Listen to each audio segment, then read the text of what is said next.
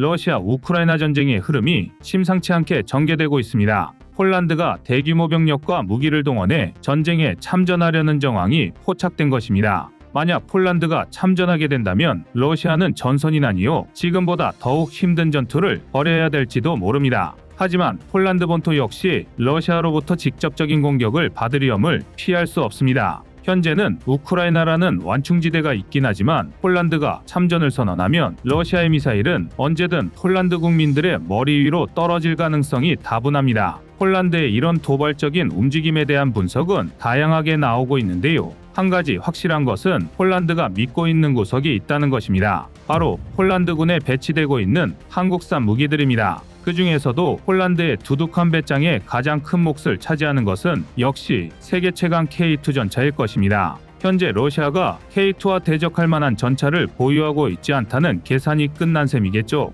그런데 폴란드가 이렇게 지역의 군사강국으로 발돋움하려 하자 다른 유럽 국가들은 K2 한번 쳐다보고 폴란드 한번 쳐다보면서 후회와 부러움의 눈길을 거두지 못하고 있습니다. 지난 7일 전 나토 사무총장이 폴란드가 우크라이나에 군대를 보낼 수 있다고 경고했던 것에 이어 폴란드의 30만 병력이 우크라이나에 파병될 준비를 마쳤다는 충격적인 소식이 전해졌습니다. 우크라이나 전쟁 소식을 전하는 오신트의 보고서에 따르면 나토의 지원이 지연되어 우크라이나 전쟁이 장기화될 경우를 대비해 30만 명의 훈련된 폴란드 병력과 폴란드 기갑 장비들이 지원 병력으로 우크라이나 군대에 합류할 준비를 마쳤다고 합니다. 여기에 물론 한국에서 도착한 K2 전차와 K9 자주포로 구성된 제16 기계화 사단이 포함되어 있었죠. 이러한 소식이 전해진 직후인 15일 새벽 폴란드 북동부 러시아와 벨라루스 국경에 인접한 롤키마을 인근에서 대규모 폴란드 병력과 기갑 장비가 이동하는 장면이 포착되었습니다.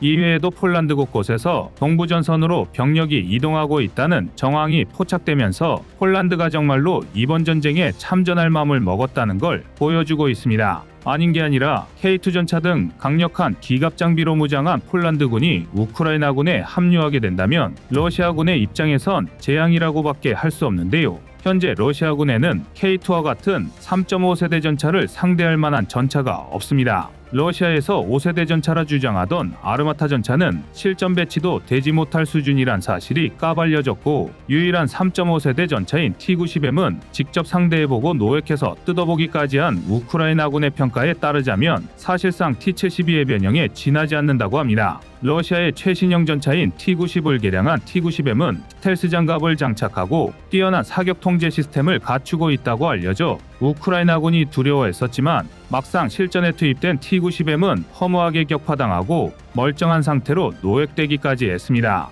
우크라이나군은 T-90M 전차의 설계가 형편없으며 엔진의 출력이 카탈로그상 스펙의 3분의 1밖에 되지 않고 전자장비를 만들지도 못해 해외에서 수입한 상업용 전자장비가 달려있었다는 사실을 폭로했습니다. 경우에 따라서는 1970년대 개발된 T-64BM보다 성능이 떨어질 정도라고 하죠. K2 전차의 개발에 러시아에서 불금 사업으로 받아온 T-90이 많은 기여를 했다는 걸 생각해보면 아이러니한 일입니다. 그야말로 청출어람, 스승을 뛰어넘은 제자인 K2 교전차가 세계적인 명품 반열에 올랐다는 건 아무도 부정할 수 없을 것입니다. 아직 가시적인 성과를 보인 건 폴란드뿐이지만 이미 도입 협상이 진행 중인 건 상당한데요. 이집트는 K9 수출과 함께 긴밀한 협의가 진행 중이고 인도, 슬로베니아, 루마니아, 체코의 차기 전차 사업에도 참여한 상태입니다. 현재 전세계 방산 시장은 3.5세대 전차의 최강자로 대한민국의 K2교,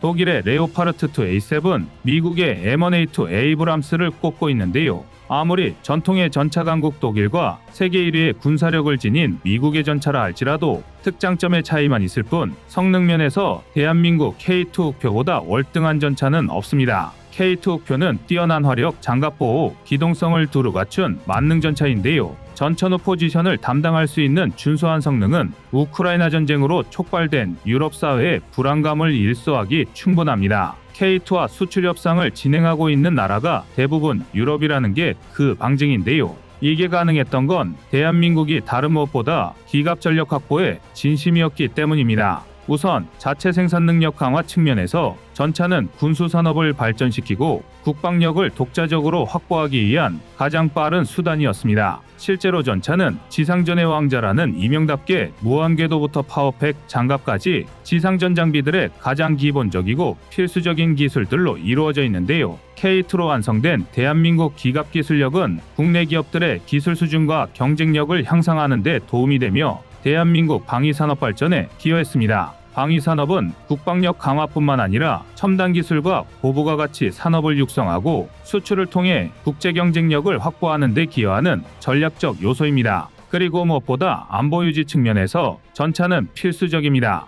특히 K2는 한반도에서 전쟁이 발발할 경우를 대비하여 특별히 설계된 전차로 현장에서 쓰여질 전쟁 유형에 최적화되어 있습니다. 60도 경사를 오를 수 있고 1.8m 높이의 수직장애물을 넘을 수 있는 압도적인 기동력은 가히 경이로울 정도인데요. 그러나 역시 가장 눈에 띄는 건 압도적인 화력입니다. 순수독자 기술로 개발된 K2의 120mm 55구 경장 CN08주포는 사거리만 3km에 달하며 전용 포탄인 K279 날개 안정 분리철 갑탄을 사용할 경우 2km 범위에서 800mm 아병강판 장갑을 완벽하게 관통해버릴 수 있습니다. 풍산의 독자 기술력으로 개발한 K279는 나토 규격 120 곱하기 570mm 날탄 중 최초로 포고속도 1800m/s를 달성했는데요. 이 강력한 추진력에 독자적인 합금 배율로 기존 텅스텐 관통자보다 관통력을 10% 향상한 덕에 이런 말도 안 되는 관통력을 보유할 수 있었습니다. 이는 전 세계 전차 중 가장 높은 수준의 관통력인데요. 동일한 조건에서 중국의 최신의 3.5세대 전차 99A식 러시아의 T-90M과 비교해도 월등한 화력입니다. 일례로 두 전차는 러시아의 3VBM-22 날탄을 사용할 경우에는 540mm, 중국의 DTC-1012 날탄을 사용할 경우 600mm가 관통한 개치입니다.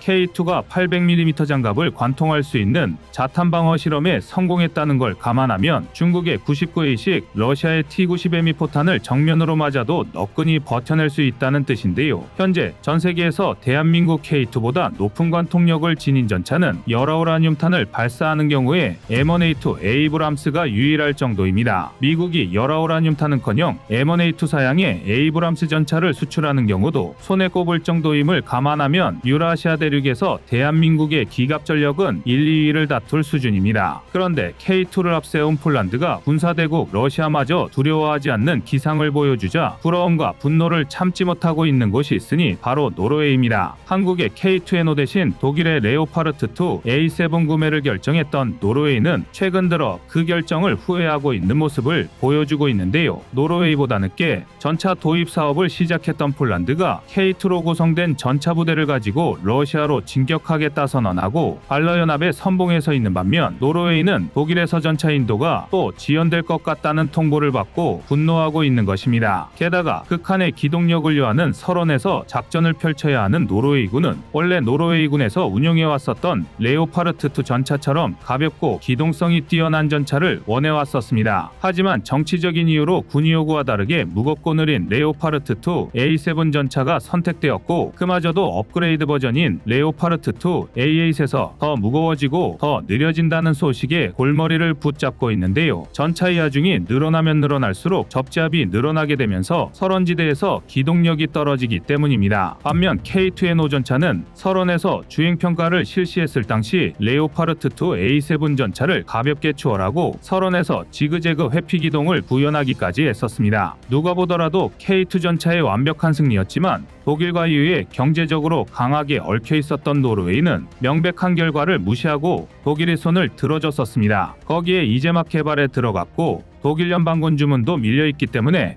언제 노르웨이에 도착할지 기약도 할 수 없는 상황입니다. 이러지도 저러지도 못하며 발만 동동 굴리고 있는 노르웨이를 보며 체코의 한 군사 전문가는 체코가 노르웨이를 반면교사로 삼아야 한다고 일침을 날리기도 했는데요. 현재 신규 전차 도입 사업을 진행하고 있는 체코는 미국의 M1A2 에이브람스, 독일의 레오파르트2 A8 그리고 한국의 K2 옥표 전차를 후보에 올려두고 고심하고 있습니다. 말 그대로 세계 최강의 전차 탑3를 모아두고 그 안에서 더 좋은 전차를 고르려니 어려운 고민이 될 수밖에 없을 겁니다. 그런데 여기에 체코 군사 전문가 밀란 미쿨레스키는 이건 고민할 것도 없다며 선택지 하나를 지워버렸습니다. 그가 제외한 후보는 바로 독일이었죠. 밀란 미쿨레스키는 체코 현지 매체와의 인터뷰에서 레오파르트2는 1980년대 생산된 구소련제 전차 T-72처럼 시대에 뒤처진 구형 전차라며 독일의 전차가 현대전에 맞지 않다고 비판했는데요. 또한 폴란드가 한국에서 K2 전차를 신속하게 인도받았던 것과 대조적으로